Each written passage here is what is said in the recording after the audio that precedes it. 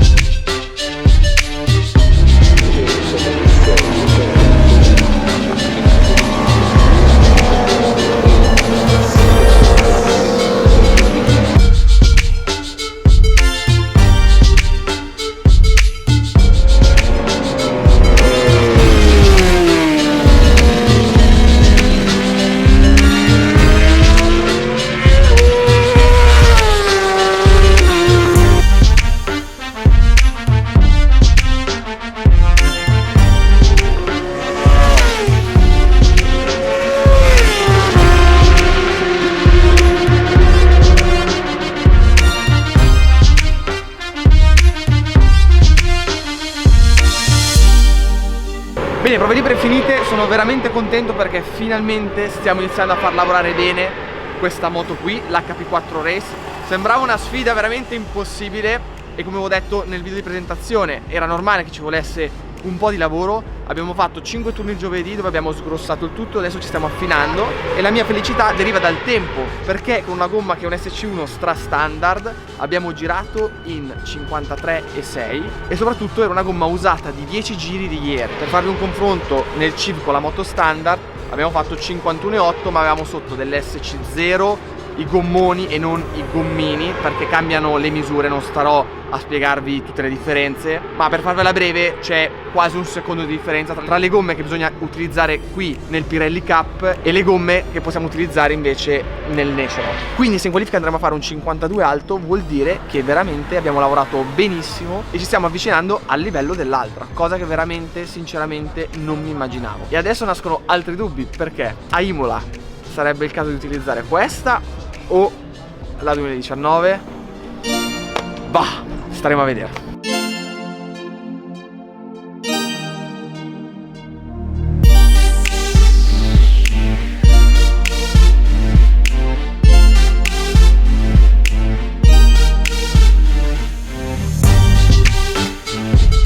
No, andiamo a dare un occhio alla bambina. Eccoci qui. Oh, là, parlane tu della bambina. Che dire, 80.000 euro di motina. Difatti oggi quando ero sul... Non mi far barberà, mi tocco un attimo. Ma soprattutto quando oggi abbiamo girato con le slick sull'umido, avevo il sedere che era stretto. Però appunto dai, mi sono divertito lo stesso. E potete ben capire la mia sensazione, visto che solo la carenatura anteriore, senza contare il posteriore, so dove vuoi arrivare, siamo sui 6.500. Quindi è tutto da prendere molto con le pinze, sempre. Allora, ma adesso hai toccato questo argomento, dai, togliamo qualche curiosità. Lo so che tu giustamente su YouTube ne racconti tante di curiosità, però questa è mia. Allora, questo è il Bergclass Racing, no? Team con cui corri nel National. Allora, questa carena 6,5, tu cadi, la sfranzichi, chi la paga? Questa è una bella domanda. Guarda ma... tutti le tic. Oh. Esatto. Allora, mi hanno detto, c'è stata una risposta che è stata... No, diciamo che è stata ritirata direttamente da BMW Germania non è stato firmato niente. Vabbè. E ci è stato detto, quando ci hanno chiesto quando ce la riportate, senza specificare nulla. Quindi, uno, hanno molta fiducia. Due, hanno molta fiducia. Due.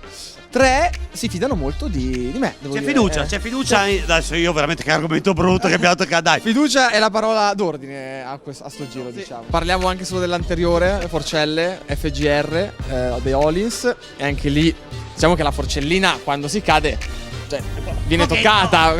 Un altro 12, cioè così. Nessuno ha ancora testato la rigidità del telaio dopo caduta. E speriamo non sia tu a doverlo testare. Esattamente, ormai mi sto massacrando i gioielli di famiglia. Ragazzi, gliele abbiamo tirate tutte senza volere.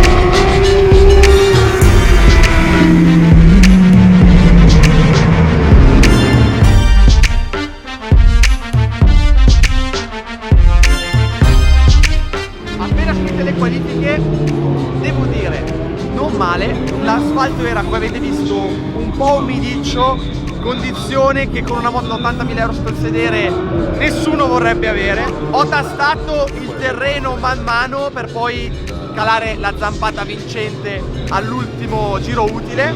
Su queste condizioni sappiamo che comunque è il mio pane e ho il secondo a 2 secondi e mezzo, quindi un vantaggio considerevole. Ma cosa succede adesso? L'importante era qualificarsi, perché non è come nel National dove ci sono solo Q1 e Q2 con un tot tempo e si deve fare il giro, ma la differenza sostanziale è che sarà come in Superbike negli anni d'oro, quindi con la cara e vecchia Super Pole, dove i primi 15 si schiereranno e avranno un giro utile secco dove dovranno buttare il cuore oltre l'ostacolo e fare il miglior giro con un solo tentativo utile, quindi basta un errore per vanificare il tutto. Adesso avremo un 3 ore di pausa e poi ci prepareremo per la Super Pole, obiettivo 52 alto, e speriamo che non piova.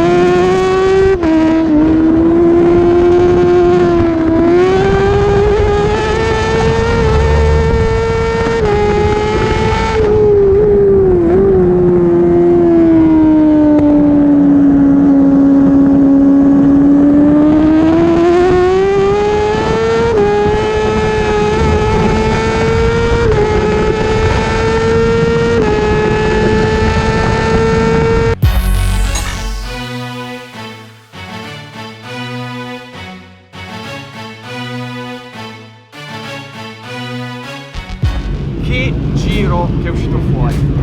Devo essere sincero, inizio ad avere dei dubbi su che moto utilizzare a Imola, perché siamo riusciti a girare con gomma da gara in 52,0 e se pensate che con la 2018 nel chip con gomme molto più performanti abbiamo girato in 51,8 sempre con gomma da gara, potete ben capire che il livello di questa bambina qua si sta avvicinando veramente tanto, e quindi da che ero consapevole di dover lavorare molto per metterla a posto, in un weekend di gara siamo già arrivati praticamente allo stesso livello dell'altra, e abbiamo apposta scelto la Pirelli Cup perché appunto era una wild card dove non eravamo in competizione per il campionato e potevamo lavorare molto più tranquillamente rispetto al National.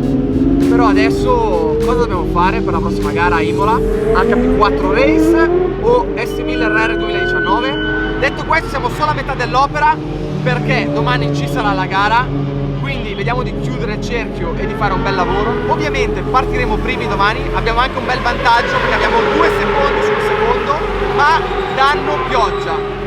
Come si comporterà la bimba col telaio in carbonio sulla pioggia lo scoprirete nel prossimo video.